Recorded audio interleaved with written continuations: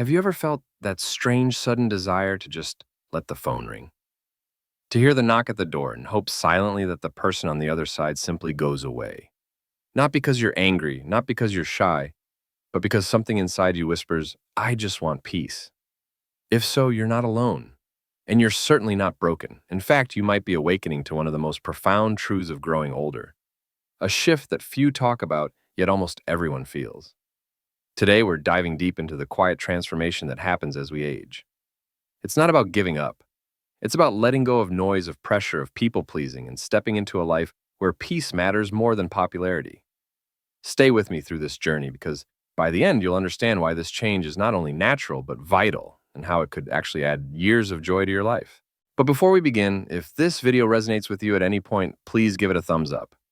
If you haven't subscribed yet, I'd love for you to join this community. Hit the bell so you never miss a reflection that might just change your day or your perspective. And one small request comment, one below if you're with me so far, or 0 if this didn't land for you. I welcome the honesty, it helps me serve you better.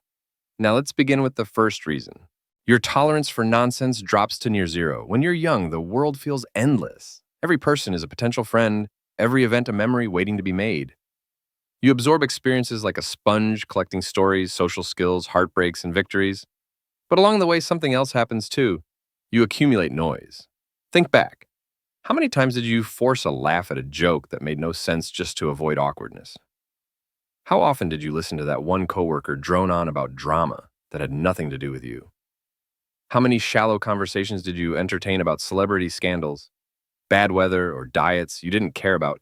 Simply to be polite, you probably endured people who only talked about themselves, who gossiped behind others' backs, who drained you without offering anything in return. It was almost a rite of passage, social survival, they called it. Being agreeable was considered a strength. Saying yes was easier than setting boundaries. But then, something shifts. It doesn't happen overnight, it's gradual. Like a light dimming or a muscle weakening you barely notice until suddenly you're done. You're no longer willing to pretend that a dull conversation is worth your energy. You're no longer afraid of being rude when protecting your peace. You begin to feel it first as a hesitation, a pause before replying to that one-sided text. Then it becomes a decision. You stop responding altogether to the friend who only calls when they want something. You leave the room when the gossip begins. You choose silence over fake laughter, not because you're bitter, but because you've earned clarity. It's not about becoming antisocial.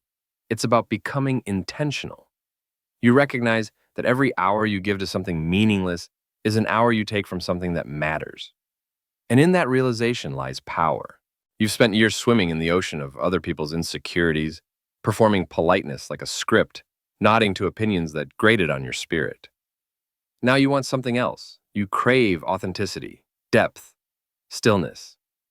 Imagine this, you're in a crowded room filled with voices, jokes, interruptions, and yet all you want is a quiet space with a book, a dog at your feet, maybe a warm drink by your side. That isn't withdrawal. That's wisdom. You start to filter life. You don't waste words on arguments that lead nowhere. You don't chase approval from people whose values don't align with yours. You notice the emotional noise, the coworker who always interrupts the neighbor, who complains about everything but contributes nothing. And you simply opt out. There's a quiet liberation in that choice. You stop explaining yourself. You stop apologizing for not showing up. You no longer feel guilty for saying no. Why? Because your peace is finally worth more than your image. You realize you are not here to be liked by everyone. You are here to live well. Your priorities begin to shift profoundly. In your 20s, you probably chased excitement, popularity, attention. Maybe you filled your calendar to avoid loneliness, measuring your worth by how busy your weekends were, or how many notifications lit up your phone. A full social life meant success. Validation was currency. But over time, the questions change. The metrics change. Now you ask, who energizes me? Who leaves me drained? Do I feel safe being fully myself around this person? And perhaps the most revealing one, is this how I want to spend the precious hours I have left? The answers shape everything. Suddenly, surface-level connections lose their shine. You're not drawn to gossip cliques or parties where no one is truly present. You crave realness moments that move you, people who listen with their eyes, conversations that touch the soul. You begin choosing your company like you'd choose your food carefully with intention. You gravitate toward those rare friends who ask how you're doing and wait for the real answer, who notice the small things, who don't need to fill every silence with noise.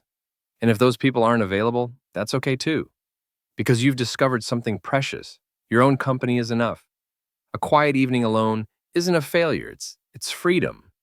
You light a candle. You sip your tea slowly. You tend to your plants, your journal, your thoughts. And somehow you feel more connected than in any crowded room.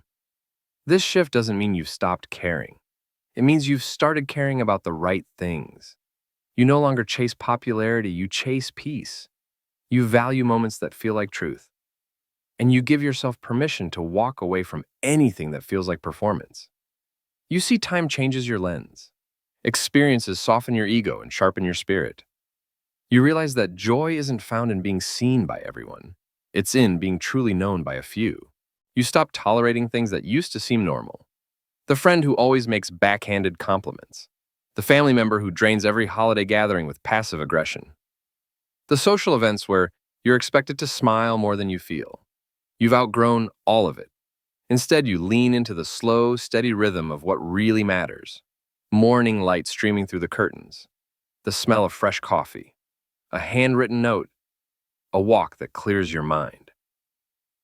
You realize these small joys aren't small at all. They're your life. This realignment of priorities is not a retreat. It's a return. To yourself. To what feels true. To what feels peaceful. If you're still watching right now and this resonates with you, comment one below to let me know. I see you, and I honor your time. Because what comes next in this video touches something even deeper. Grief, the quiet sculptor of the soul. As you grow older, grief becomes more than a passing emotion. It becomes a part of your story, stitched into the very fabric of your daily life. It shows up quietly, often uninvited, yet impossible to ignore. Loss begins to touch everything. At first, it's gradual. A friend moves away chasing a new job, a new love, or a new chapter that doesn't include you as often. Another drifts into a different phase of life, and while there's no falling out, the calls grow less frequent. Then one day you hear about someone you once really knew passing away. A parent, a sibling, a partner. Their absence leaves a hollow that words can't reach. And just like that, the vibrant social circle you once cherished seems thinner. Not just physically, but emotionally. It's as if piece by piece, life has gently pruned your connections, some naturally, others painfully. To outsiders, it may look like you're withdrawing, that you're giving up on friendships or slipping into solitude out of sorrow. But that's not the truth. Not even close. What many don't realize is that grief doesn't always compel people to rebuild what was lost. Sometimes it teaches you the value of what was and how rare that kind of love truly is. Because grief doesn't just take, it clarifies. It shows you that every relationship is an investment. And love, as beautiful as it is also costly. It requires energy, presence, vulnerability. And when you've already loved deeply and lost deeply, you begin to guard your heart with greater care. You don't want to rebuild just for the sake of filling a void. You want what's real, safe, familiar. So you begin choosing depth over breadth. You crave conversations that don't require introductions. People who already know your story. The joy and the sorrow, the chapters you've never told aloud. And if they're not available, you choose to sit with your memories instead. That weekly phone call with your oldest friend becomes sacred. The handwritten letter from someone who's known you since you were young becomes a treasure. You stop chasing new social circles, not because you can't find them, but because you've already found the few who matter. And for those who are gone, you carry them with you, in small rituals, in private thoughts, in the way you smile at an old photo or revisit a favorite song. You don't replace them. You remember them, quietly, tenderly, with reverence. To the world, your solitude may seem like retreat, but in truth, it's a sanctuary, a sacred space where you honor the people who shaped you and choose with intention who gets access to your heart now. Grief sharpens your intuition. You start recognizing relationships that feel emotionally unstable or one-sided, and your heart no longer has the bandwidth for them. Not out of coldness, but because grief has taught you how fragile time really is. A coffee date filled with small talk. No thanks. You'd rather spend an afternoon reflecting, maybe journaling about someone you lost, replaying a moment that once brought you joy. That kind of reflection nourishes you. It anchors you in gratitude instead of stretching you thin in obligation. And this is not resignation. This is wisdom, a deep soul level knowing that you've lived, you've loved, and now you're choosing to move through life more slowly, more mindfully. In this way, grief becomes a teacher, a quiet mentor, guiding you toward a life with fewer but richer connections. The kind where eye contact says more than words, where presence matters more than performance, where sitting in silence with someone you trust is more fulfilling than 1,000 social engagements. Social fatigue, the invisible weight you've carried for years. This one is harder to describe because it doesn't announce itself loudly. It's not dramatic. It doesn't come with tears or music swelling in the background. Social fatigue is the quiet, bone-deep exhaustion that builds over decades. It's the kind of weariness that doesn't go away with a nap or disappear after a good weekend. No, this is something else. It's the weight of years spent navigating human dynamics. By the time you reach your later decades, you've already survived 1,000 awkward work lunches, mediated family tensions at reunions, and smiled through countless conversations that drained you more than they fed you. You've played the polite guest, the patient listener, the energetic host, even when you were running on empty. Each of those roles left a mark. Each interaction, no matter how small, added to the backpack of social weight you carry. And now, that backpack feels heavier than ever. A single lunch with someone who talks over you, who doesn't pause long enough to hear your thoughts, can feel like running a marathon. A family gathering with multiple conversations crashing into each other like waves too loud, too chaotic, can leave you mentally overstimulated for hours. What used to feel like a minor inconvenience in your 30s, a noisy party, a demanding friend, now feels like an invasion of your peace. It takes days to recover. So you begin choosing differently. You begin saying no more often. Not because you don't care, but because you do about your own well-being. You crave rest, not noise. Stillness, not stimulation. You find yourself looking forward to evenings spent alone with a book or mornings walking in the park simply breathing. No obligations, no performances, just presence. This isn't antisocial behavior. It's energy management.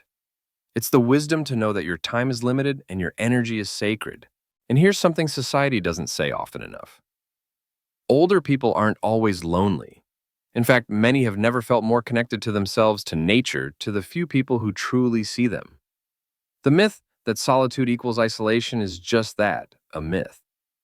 Connection doesn't always mean a packed house or a phone that buzzes all day. Sometimes it means knowing yourself so deeply that external validation becomes optional. It means sipping tea while the birds sing outside your window. It means finding joy in a quiet moment that belongs to you and no one else. This right here, this piece, is not something to be fixed. It's something to be protected. So, when others wonder why you've become quieter, why you've pulled back, why your social calendar is sparse, don't feel the need to explain. You're not disappearing, you're refining. You've simply come to understand the incredible value of your own company. Because you've lived long enough to know that not every connection is worth keeping. And not every room deserves your energy. If you're still watching and this message speaks to something inside you, leave a comment below with the number 2. I read every message. Your presence here matters to me. You finally know yourself and your non-negotiables. With age, you stop guessing. You stop second-guessing. The noise of the world fades, and what remains is you, real, raw, and remarkably clear. You know what you can tolerate and what you won't. You've spent enough time ignoring your gut instincts to recognize the steep emotional cost of doing so. Now your self-awareness is no longer just a quiet voice, it's a shield, a compass, a sacred filter through which all your decisions are made. You no longer push yourself into situations that feel wrong. If small talk at a party feels like emotional quicksand, you step aside gracefully. If a conversation drifts toward passive aggression or negativity, you no longer force yourself to smile through it. And if certain people, yes, even family, consistently trigger old wounds or emotional turbulence, you step back. Not out of anger, not out of spite, but out of wisdom. Because you've lived long enough to understand this truth, honoring your peace is not selfish. It's survival. Take, for example, family dynamics. Maybe in your younger years, you were the peacemaker, the one who swallowed their words, soothed tempers, absorbed insults, and kept the boat from rocking. Every holiday gathering became a balancing act of managing egos and ignoring barbs. But now, with clarity on your side, you realize how those moments used to drain you long after the event had ended. So now you set limits. Maybe you shorten your visit. Maybe you skip it altogether. Either way, you no longer betray your inner calm to maintain outer harmony. You're not being distant, you're being kind to yourself. This evolution might feel jarring to others, but to you it feels like liberation. Self-awareness also sharpens your ability to discern what kind of relationships you want to maintain. You can spot a one-sided connection from a mile away. Now, the kind where you're always the one giving, always the one initiating, always the one adapting. So you stop chasing. You no longer feel obligated to maintain ties out of tradition or guilt. Instead, you gravitate toward people who nourish your soul, who understand boundaries, who don't ask for more than you're willing or able to give. They're the ones who see you, hear you, and let you be exactly who you are. And if those people are few, that's okay. Because what you've gained is clarity. A quiet, powerful clarity that helps you spend your time wisely. Love intentionally and speak your truth without flinching. It's not arrogance, it's not aloofness, it's not withdrawal, it's self-respect. Time feels different because it is. In your 20s, an hour feels like a drop in an endless river, easily lost, easily replaced. But in your 70s, an hour becomes precious, a treasure, a slice of your life you'll never get back. And with that awareness comes a radical shift in how you choose to spend your time.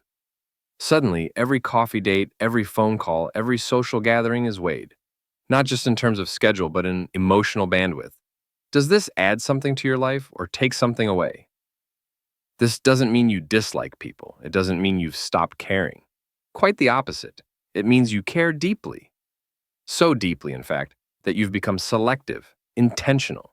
You ask questions now, questions you might never have asked before, accepting an invitation. Will this experience leave me feeling energized or drained? Is this conversation worth the emotional effort? Does this align with the life I'm trying to build? And if the answer is no, you allow yourself to walk away, without guilt, without apology.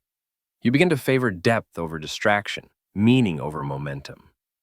An afternoon in the garden, hands in the dirt sun on your back, suddenly feels more fulfilling than a loud dinner party. A slow, honest conversation with one trusted friend outshines a room full of acquaintances. You start curating your life like a gallery, choosing only what adds beauty. Solitude isn't an escape, it's a sanctuary, a deliberate choice to step away from chaos and step into calm. And yet, not everyone will understand. Friends and family may notice your absence from group events. They may say you've changed, that you're no longer fun, that you're pulling away. And yes, they may take it personally. But here's the truth, it's not about them. It's about you. You are not here to maintain every tradition to be the life of the party or to keep others comfortable at your own expense. You are here to live honestly, to wake up each day and feel peace with your choices. This is not a rejection of others. It's an embrace of yourself. Aging is not about clinging to who you were. It's about finally stepping into who you are fully without apology. It's learning to say no with ease and to say yes only when it resonates in your bones. What may seem like withdrawal from the outside is actually the beginning of something profound vision. Not the kind measured by how clearly you read a sign across the room, but emotional clarity, an X-ray vision for human behavior. You begin to see things others miss. The forced smiles, the flattery with strings attached, the subtle manipulations masked as kindness. In your younger years, you may have brushed these things off, hoping you misread the signs or blaming yourself for feeling uneasy. You endured lopsided friendships, ignored red flags, and hoped things would change. But now you no longer feel the need to fix anyone, or prove yourself, or explain what your gut already knows. This clarity doesn't always make life easier. If anything, pretending gets harder. Sitting through empty conversations becomes unbearable. Attending events out of guilt feels like emotional self-betrayal. So you stop. You simplify. You leave the party early without offering 10 excuses. You don't return every call and feel no shame in the silence. You don't justify your absence to those who never truly saw your presence. And what happens next is something beautiful. You feel lighter, unburdened, whole. Here's the truth. Few talk about emotional labor adds up. You may have spent years, decades being the glue, the one who remembered birthdays, who checked in, who planned the gatherings, who smoothed over tension, who held space for everyone else's storms while quietly weathering your own. But somewhere along the way, a question begins to surface. Who's holding me? And if the answer is no, when you stop, not out of vengeance, but out of self-preservation. You stop managing everyone else's emotional well-being because yours matters too. You step back from being the constant caregiver, the peacemaker, the unpaid therapist. And yes, this shift surprises people. When you stop initiating contact, some friendships fade. When you stop showing up with all the energy, some people feel offended. But you've stopped trading your emotional health for others' comfort. And that is freedom. If you're still watching this video and these reflections are resonating, please comment the number 3 below. That way I know you're still with me, walking this path of clarity, courage, and quiet transformation. Thank you for sharing your time with me. It means more than you know. The ones who stay and the physical reality of aging. As your world becomes quieter, something beautiful emerges. The relationships that endure, those that don't require constant effort, explanation, or performance, become more meaningful than ever. These are the people who show up unprompted. The ones who call just to hear your voice, not because they need something. They love you for who you are today, not who you used to be, not who they wish you were, but the person you've grown into. They don't expect you to carry the weight of the relationship. They meet you halfway. And that mutual respect becomes sacred. And yet, while the emotional landscape shifts, so too does the physical. Aging isn't just about insight and reflection, it's also about real, tangible changes in your body. And these physical realities inevitably influence how, where, and with whom you spend your time. Suddenly, a 2-hour dinner that once felt like a treat now feels like a marathon. Loud environments, crowded restaurants, parties with overlapping conversations, and even energetic family gatherings can leave you overwhelmed, overstimulated, and deeply fatigued. Your senses crave calm. Your body requests gentleness. Stiff joints, chronic pain, or even subtle mobility changes can make long events uncomfortable or outright painful. What once felt effortless now feels like effort. And so you begin to listen. You adapt. You no longer say yes to every invitation. You might choose an early afternoon coffee date over a late-night dinner, a quiet walk in nature over a noisy celebration, a one-on-one chat over a group event. And if your body says, "Not today," you rest. Without shame, without apology. This is not giving up. This is honoring your vessel. Living in sync with your body rather than forcing it into outdated rhythms. Quiet time becomes a gift, not a gap to fill, but a wellspring to draw from. The evolution of identity. Just as your body evolves, so does your identity. You're no longer the parent rushing from soccer games to school pickups. You're no longer grinding through deadlines with coworkers or navigating water cooler chatter. Maybe you've retired or you've stepped into a new phase of life, one filled with different values, new priorities, slower mornings, and unfamiliar freedoms. And with that change, some relationships shift. The friends who walked beside you in your 30s when your lives were parallel may now feel distant, not due to conflict, but simple divergence. You may find that conversations that once flowed now stumble, that shared rituals no longer make sense, that laughter doesn't come as easily as it used to, not because of anyone's failure, but because you're simply no longer the same people.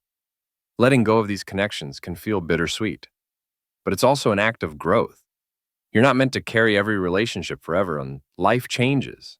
You change, and so your social world changes with you. Releasing what no longer fits creates space for new connections, for rediscovering yourself, or simply for the joy of being alone without feeling lonely. This quiet transformation isn't about rejection. It's about refinement. It's about choosing less stimulation, more meaning, less obligation, more alignment, less noise, more depth. In the beginning, it might feel disorienting. If you're used to being the social glue, the one who never missed an event, the friend who always showed up first, you may feel unanchored. You may hear people say you've changed or you're not as social as you used to be. But how do you explain decades of change in one sentence? You don't. Because you've earned the right to disappear into your peace without explanation. You've earned the right to choose yourself. And here's the remarkable truth: this quieter, more selective way of living doesn't just feel better, it's better for you. Research shows that reducing stress, avoiding toxic conversations, and prioritizing emotional well being can extend your life. Your body knows when you're safe, when you're not forcing fake smiles or absorbing other people's chaos. Every time you say no to something that doesn't serve you, you say yes to something that does. You preserve your energy for what truly matters. You replace performative connection with presence. You allow yourself to just be, and that's healing. That's why so many older people appear calmer, even if their steps are slower. Their minds are sharper because they've stopped wasting energy on battles they don't need to fight. They're not running from people. They're running toward themselves, toward the version of themselves they never had time to meet before. Here's the paradox, the beautiful twist. When you stop needing people around you, the right ones begin to find you. When you stop chasing connection, it starts flowing naturally. Conversations no longer feel forced. They feel fluid, comfortable. You no longer have to schedule companionship. True companionship arises effortlessly. The people who stay, they're your people. They don't need you to be the entertainer. They don't need you to be the emotional caretaker. They love the quiet, real, authentic version of you, the version you've earned through decades of living. Your circle may be smaller now, but it's solid, rich with mutual respect, built on shared values, grounded in understanding. And it doesn't need constant maintenance, it just is. That's the magic. Solitude and connection were never enemies. They're two sides of the same coin. One teaches you who you are, the other reminds you that being seen is still possible without having to perform. So here we are. We've just journeyed through the powerful shift that comes with aging, choosing peace over pressure, clarity over chaos, truth over expectation. What have you learned? Maybe it's the courage to say no without guilt, the strength to release relationships that no longer fit, or the deep relief of realizing your own company is enough. Whatever it is, I'd love to hear from you. Drop a comment below and share one insight you're taking from this video into your life. And if this message resonated with you, please like, share, and subscribe to this channel. It helps us continue sharing these soul-deep stories with those who need to hear them. Until next time, thank you for spending this time with me. Stay rooted, stay real, and above all, stay true to you.